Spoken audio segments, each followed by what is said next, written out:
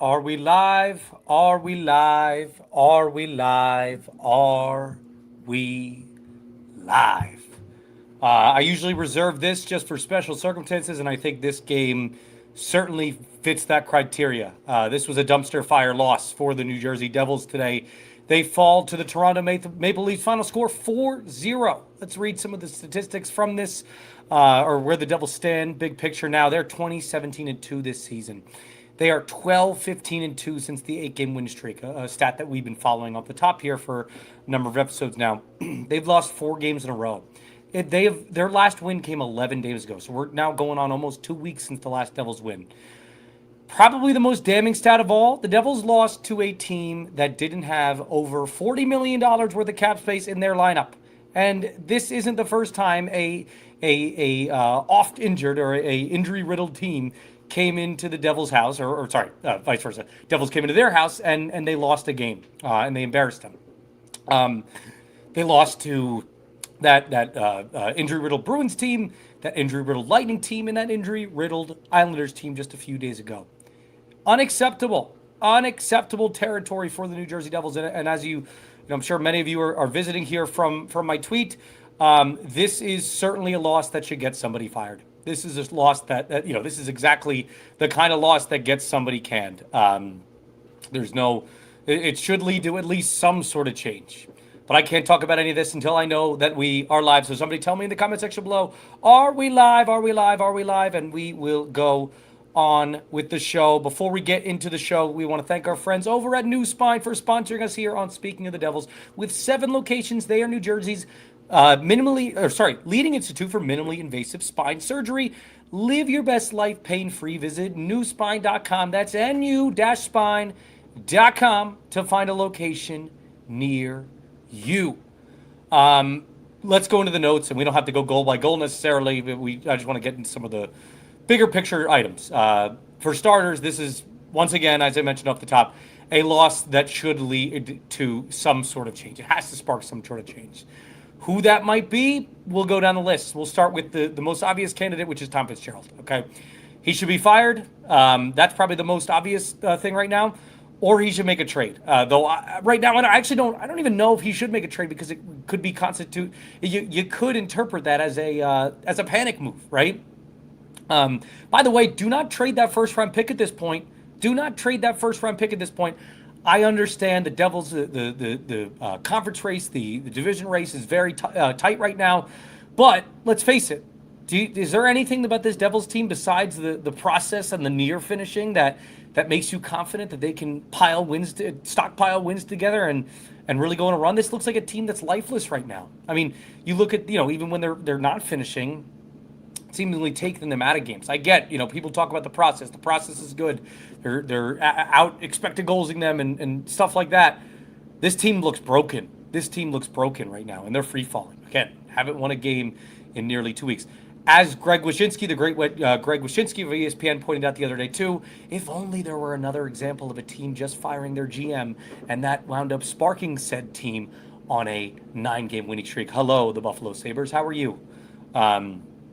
People might say, "Oh, don't fire Fitzgerald. The next GM is going to have the same roster issues, the same issues that are in the no move clause and everything like that are currently constructed on the roster." Well, I kind of with this. Maybe the person that is the cause of those issues, the person that put the Devils in this position in the first place, shouldn't be the one to try to fix it, because he's had his chance. He's had his chance. He had a golden opportunity to with this core that he inherited from Ray Shero, and he's done nothing with it. Just a second round playoff exit is the peak of this team right now. So that's not great. I guess the other guy that people have been looking at of late is Sheldon Keefe.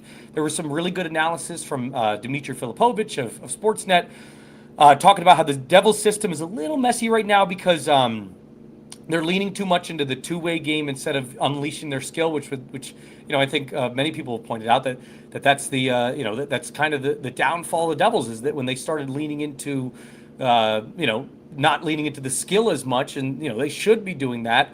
That's where the Devils were mistaken. Like that, it's crazy that we're all sitting here yearning for the days of what is, quite frankly, Lindy Ruff hockey, which is the 22-23 season.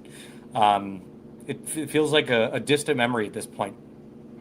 The one knock that I will give about Keefe, and well, let me make this clear. I don't think Keefe should be the scapegoat here. I think that's too easy for Tom Fitzgerald. Um, is that I think Keefe needs to be a bit tougher on these guys, right? And he's tough in practice. There's no doubt about that.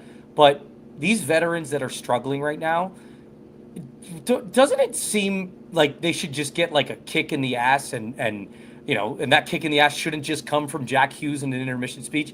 It should come in the form of maybe a healthy scratch. That's just me. Andre Palat should probably get healthy scratched. I saw somebody reply to me earlier. It was a great tweet, and I wish I thought of this, but Andre Palat and Dougie Hamilton might have these no move clauses, right? Which limits them from being sent down, which limits them from being traded, unless, barring their no trade list. But it doesn't limit them from being benched, doesn't limit them from being healthy scratched. And Palat made and we'll get to him, more in depth later. But yeah, something has to give. Anything has to give here. Columbus is fresh going in tomorrow. You'll probably lose that one as well.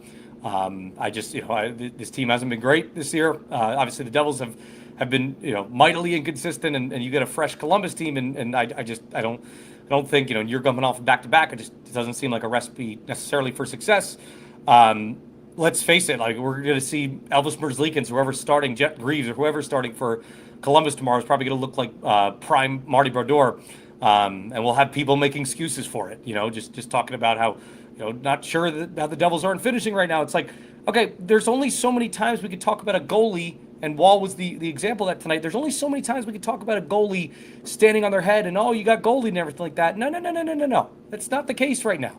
At some point, the breaking point has to be you're not finishing, and it's on you. And it's on you. The process, I will admit, has been good. It's been fine. But, because they are getting the chances, they are getting those dangerous areas, but you just have nobody that has that finishing touch anymore, and that's unacceptable. Markstrom tonight. Markstrom was a bit of a mixed bag. Just diving into the game notes before we get into your lovely, lovely comments, which I see we already have a few super chats. So thank you so much, guys. I appreciate that. We have a good amount of people in the chat too, guys. Make sure to like and subscribe if you're a new listener. We do this after every game. We have a blast. So please, please, please be sure to please like and subscribe because we love doing this after every game, and we have a lot of fun here. So, anyways. Markstrom, a bit of a mixed bag tonight. I thought that, he started off really great, and I think overall, goal save above expected, a number we like to look at here. Per money puck, minus 0.02, so not the worst. I mean, there's certainly been way worse Markstrom games on the whole this year. But what was the goal? It was the goal immediately after that Nico and Nyes fight, or little scrum there. Which I thought was kind of ill-advised given the circumstances you were in there. But I get Nico was frustrated, so I guess hats off to him for doing that. But it just didn't seem like the adequate timing there. Markstrom let in a softie there. He had great saves in the first period, but overall, it was just a fine performance from Markstrom, I suppose. Let's see. We can deep dive the Andre Palat mess up. All right, I'll give Markstrom a couple more shout-outs here. I mean, he made a few saves early on that early Leafs power play. Michelli had a few nice chances, one that popped out and almost ricocheted in, and then, Markstrom seemed to be heating up. Then I tweeted that he was heating up, and then Bobby McMahon scored shortly thereafter. He actually had that really nice cartwheel and flip save that on Max Domi too on the other Leafs power play, so that was good. But then Bobby McMahon scores. This one's not on Markstrom. This one's squarely on Palat. Embarrassing start all around for Palat. In one end of the ice, he misses what was a grade A opportunity that you just have to finish if you're an NHL caliber player, right? Which I guess at this point, I'm not sure if Palat really is. And then in the D zone, he not only did he have that embarrassingly failed clear attempt, he gift wrapped that opportunity to a Leafs player. I can't remember exactly which player it was, but Bobby McMahon ends up scoring for a player that's touted as being one that's supposed to be doing the little things. He sure messes those things up quite a bit. So and that was on full display here. Good luck to Tom Fitzgerald trying to get anybody to take this guy on at full salary, anything like that. So that's not good. I don't really have any, many other notes. I mean, excellent power play chances in the second period. You got to be dumbfounded with how this team hasn't been able to finish. I mean, just some of the opportunities are prime, grade A chances. Nico Hischier had 3 of them. and yet you still got nothing to show for it. You get shut out again, and this is just not good. Once again, I wrote down and I mentioned off the top, but I think it bears repeating. At some point, it's not a coincidence that the Devils keep getting goalied. At some point, it has to be an issue with the team underperforming, not being able to finish, and you needing to get another finisher in the room, and that's squarely on Tom Fitzgerald. And Tom Fitzgerald is not able to make these moves because of the other moves that he made in years past, which are now coming to bite him in the rear end. So that's my notes I have for today's game. Excuse me. I see we already have 6 super chats, so we're going to dive into these. Reminder, guys, if you want to get your comment answered as soon as possible, or if you want to just support us on any sort of level, we would appreciate that. We do giveaways in this channel sometimes for super chats, so that's something to keep in mind as well. But if you want to get your comment read before anybody's, then you send in a super chat. And we start here with our friend Steve KS, who says, "Here to support the channel and commiserate with TJ Fellows fans. As a fan, I refuse to believe that the owners are okay or not concerned." I think I wrote that in my notes too, and I didn't read it off, Steve. And thank you so much for supporting us on that level. It truly means a lot. Look, the ownership can say all they want that Tom Fitzgerald's safe and everything is fine, and they have his full support. That's what they said. That's what I reported early on, just a couple weeks ago now. But let's face it, back then even I left for the room for the possibility of there being what I like to call the Giants rule creeping into this as well. And what I mean by that is if there's pure disaster that happens, several years ago, Giants fans know this well. The Giants leaked out to the media that Joe Judge, their former head coach, was safe. He was safe. He was going to get another season. And then you know what happened? Joe Judge had the most embarrassing final few weeks of the year, and just a few weeks later, he was fired. I think a similar thing happened to Ben McAdoo as well. So ownership says that they're safe right now. I can confirm that. I confirmed that as of several weeks ago, like right around after the Quinn trade happened. But if disaster keeps happening, if this team keeps spiraling the way that they are, and they are spiraling, don't get it twisted. And they don't even have the injury excuse to use anymore. 12, 15, and 2 since the 8-game winning streak, by the way. And I get they're still close in the standings, but come on. Then ownership will have no choice but to spark this team by making a move there. That's just, and I could be saying that, and that could age poorly, and that probably, knowing the ownership group, that might not happen. But, I think if they're looking at this from a pragmatic view, you would have to at least consider the possibility, especially looking at what's happening in Buffalo right now. Zach Chin says, question of the day, how much farther down is rock bottom? It's still ways down, because again, I think rock bottom is when you're really out of it. The Devils are still technically in it, though you're creeping on a territory where a trade right now would just look like a panic move, and that's not great. I was of the belief for so many weeks that Fitzgerald should just try to make a move, return be damned. At this point, I think this would be a panic move from a GM who, on paper, should be squarely on the hot seat. Let's move up. But thank you so much again for Zach. Zach, you're the man. So goes without saying, Zach, you were the best. Official Denise Yalcin says, at what point does ownership say enough is enough? And fire Fitz, thanks for all you do and asking the hard question. Thank you so much, Denise. I appreciate that. I hate to just kind of repeat what we just mentioned before. Ownership cannot be happy right now. Ownership cannot be happy. I know that people don't think that ownership is exactly overly involved with the Devils, but I can tell you that they that they're more involved than you think. A and B. This is an ownership group that I know gave them the vote of confidence several weeks ago, but at some point this has to get too frustrating even for them. So that's we shall see. Ghost Dog 252, and by the way, Dennis, thank you so much for supporting us on that level. Ghost Dog says, do you know how tuned in ownership actually is? Any sense that they're aware of how bad things have gotten? Yeah, again, as I just mentioned. They're tuned in. They're tuned in more than fans think. I think they get a bad rap in that regard. Josh Harris, I don't know necessarily as well. And I'm not saying that I'm sitting here know like I'm personal friends with David Blitzer, but just from what I understand about David Blitzer, like you just you can look down and he's there at at any given game, right? I don't necessarily know how many times Josh Harris is there per year, and he's pretty spread thin with the Commanders thing he's got going on.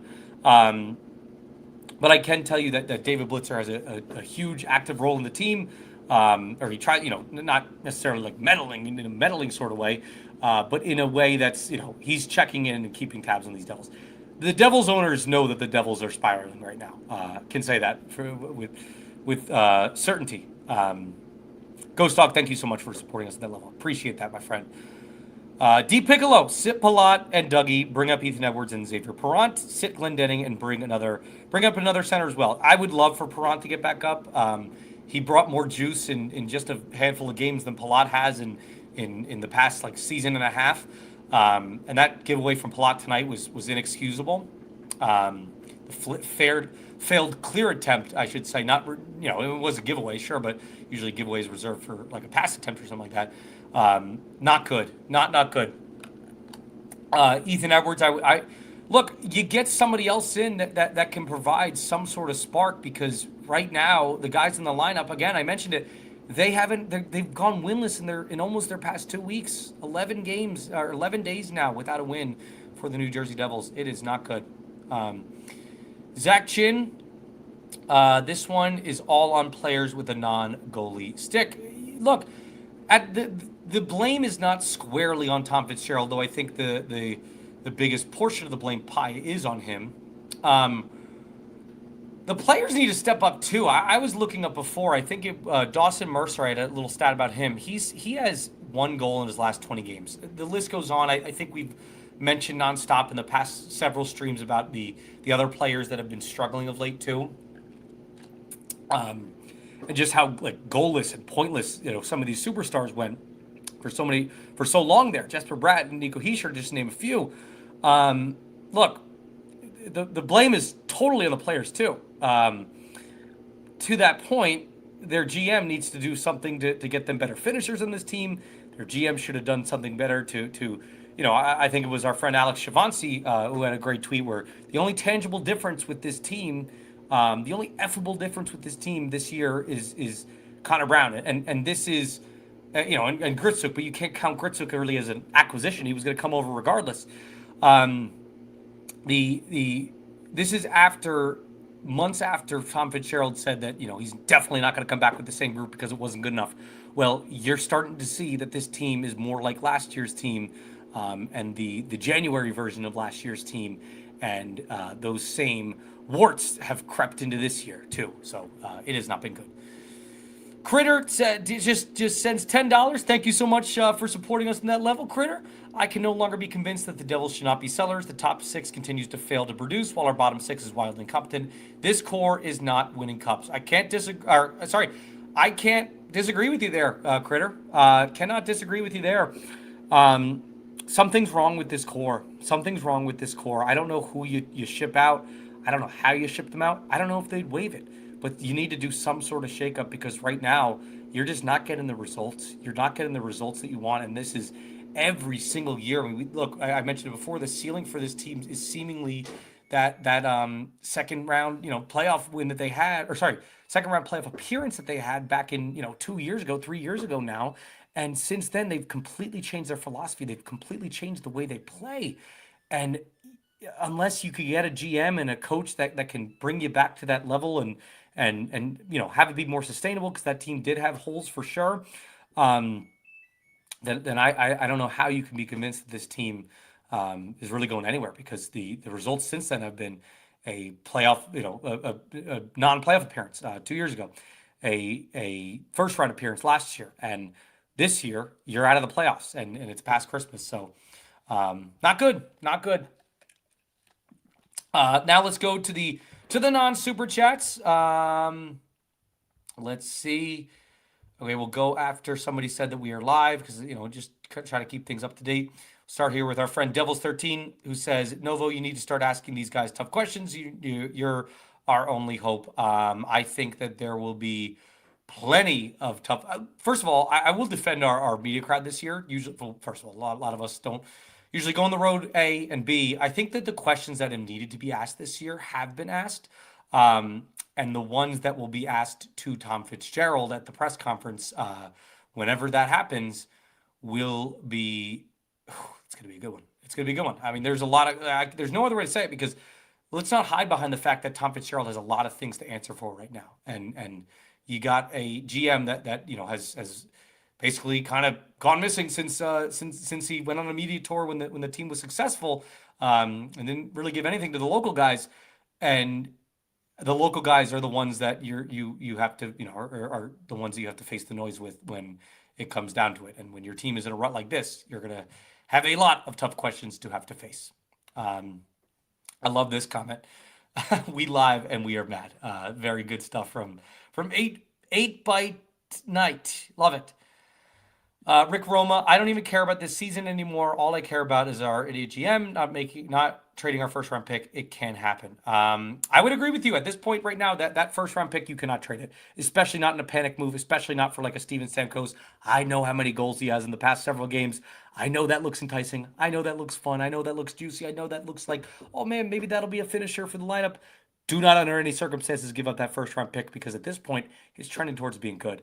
Should we do a little tankathon action right here? Not the NBA draft. We should do the NHL draft. Let's see how long it takes for us to get the Devils at the first overall pick. Gosh, I hate when the streamer does this. All right. Didn't mean to mute my mic there. Let's do this, baby. Let's see how long it takes for us to get the Devils a first round pick. First overall pick. First of all, they're 12th in the odds right now. Let's sim. Oh, they're staying pat there at 12. We'll do this like 5 times, then I'll stop. They haven't moved up at all. Oh, second overall pick. Second overall pick. I'll be honest. I haven't done even my base level of like I know Gavin McKenna obviously, and I know who's the other kid that I know? NHL mock draft. Oh yeah, Keaton Verhoff too. That'd be great. Yeah, because of course you need another right shot defenseman. But if you can get Gavin McKenna, great, get him. That I can't believe it's the new year and we're doing Tankathon. That's not good. That is not good. That is not good. That is not good. But thank you for your comment, Rick. Let's move on. Meadowlander, that's humiliating. When Dylan gets ragdolled, what's left really? Yeah, that's a terrible sign for the team. I mean, look, and I worry about what this team on a back-to-back, what's going to happen in Columbus tomorrow. Because you know that Columbus, who has now their most physical player back in the lineup as well, they're out for blood against you. And quite frankly, I know there probably might be some theatrics at the beginning of that game. I don't know if there should be. Like, I don't know if this is. I don't know if the Devils right now are in a position where they should be dropping the gloves and trying to do a line brawl, if there is a line brawl tomorrow with the Columbus Blue Jackets. Go get the damn points. I know how exciting that is, and that might add a little buzz to the stream. But my goodness, man, like I just don't know if that's the move for the Devils team right now. That is, again, gone winless in their past almost 2 weeks, 11 days for this Devils team.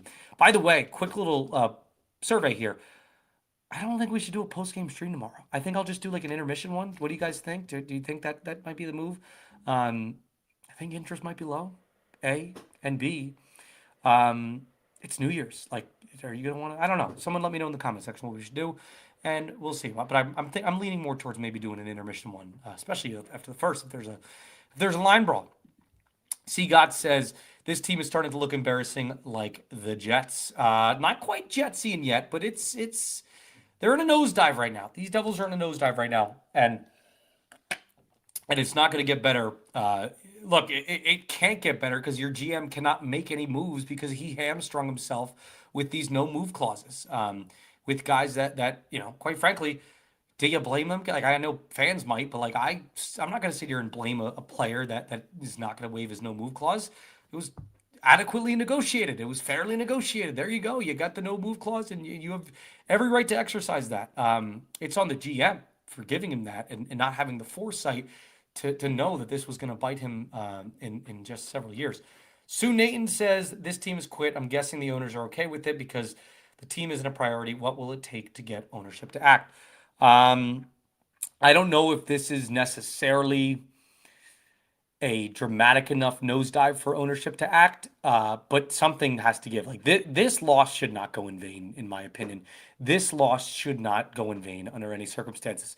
You have a team that is missing $40 million plus in cap in their lineup in the Toronto Maple Leafs tonight, and you lose to them 4-0. You get shut out by them. You get embarrassed by them. That's embarrassing. You should not. This should not sit well with ownership right now. Yeah, I mean, look. Uh, what will it take to get them to act? I would kind of be shocked if it was this, but just because I feel like the vote of confidence came just a little bit ago, but I mean again I tweeted the smart move is that this move should be the one, or this one should be the one to get you to get somebody fired. Um, let's see. What the heck? Sorry, I'm just looking at some comments here. Let's move on. I don't even think they bother to watch the games at all. I think you're talking about ownership. They do. I mean, look, you just look in the owner's box. It's right down. You can't miss it. It's right near the M Lounge or the BMW Lounge, whatever the hell it is. David Blitzer sitting there a lot, so we shall see. Michael Gabriel, how longer do we have to see before Fitz gets fired? This is embarrassing. I agree, it's embarrassing. Um, Look, I also think like you have the recent example of it sparking Buffalo completely, and Buffalo looking like a completely different operation with an interim GM in place. No, sorry, not even an interim GM. They named Jarmo Kekalainen their new full-time GM, and it's working out. It's worked out. They're 9-0 in their last. They're a 9-game win streak. What a dumb way to put it, Ryan. Did they win another game? Do they play tonight? No, they play tomorrow. They play the Stars, and I give them the Fighters' chance against the Stars. Watch out, they're a wagon right now, and you lost to them. By the way, you lost to them. Let's see. T. Eckhart, is Bradshaw a bad coach? From his history, I sure don't think so. Perhaps it's the fact that they're trying to turn Dougie freaking Hamilton into a shutdown player and not play to his strengths. I think that is the biggest stain on the coaches this year, is that they're not playing to a lot of players' strengths, and the revitalization of Dougie Hamilton is kind of a prime example of that. I will say, like at the beginning of the year, was it viewed as a good thing? Oh, Keefe moves on from Ryan McGill, who by all accounts was a pretty good coach, in favor of Brad Shaw. At the beginning of the year, during the 8-game win streak, Brad Shaw was the darling, right? The penalty kill was on an insane pace, and things were great. Now you're starting to see some of the ugliness with that system. And now you don't even have injuries to use as the excuse there. The system is just a little flawed. So I don't know. I mean, is he a bad coach? I don't like to throw that word around so liberally, but lately the results have not been great. Sean Harrington, not like we are going to draft someone good anyway. We'll talk about the first round pick. Good point, but I think that if things keep trending the way that they are, Sean, like Tom Fitzgerald should 100% be fired, and you should get a whole new staff in there, starting with the scouting staff, because the scouting staff has just not done enough themselves over the past several years either. Official Dennis, Dennis Yalcin says, it's sad that we, and I'm sorry if I'm butchering your name there, Dennis. It's sad that we have to even consider keeping the first round pick. We are supposed to be contenders. This year was supposed to be so much different. Especially you get teased there at the beginning with the 8-game win streak, and you're just sitting there like, what's going on here? Like that's bad. I mean, I feel for Devils fans for sure. 8 Bite Night, when I tell you I'm sick of the process line they keep feeding us, F the process, we need the results so bad. I'm with you there, 8 Bite Night. Look, the process line is fine and well, because you understand what they mean. What they mean by that is they're getting the chances, right? Like, and you saw that in the second period, especially. The second period, Nico had like 3 grade A chances himself. But it's kind of similar. It's not dissimilar to the Tom Fitzgerald thing. It's like we can hear about Tom Fitzgerald making all these phone calls and everything like that. We hear about that every day, it seems like. But until he actually makes a move, you're not going to give him the benefit of the doubt, right? Like you just wouldn't be smart to do that. Until the Devils actually start potting some of these chances, you're not going to give them the benefit of the doubt with their process. Get out of here with that. I'm not a big fan of that line either.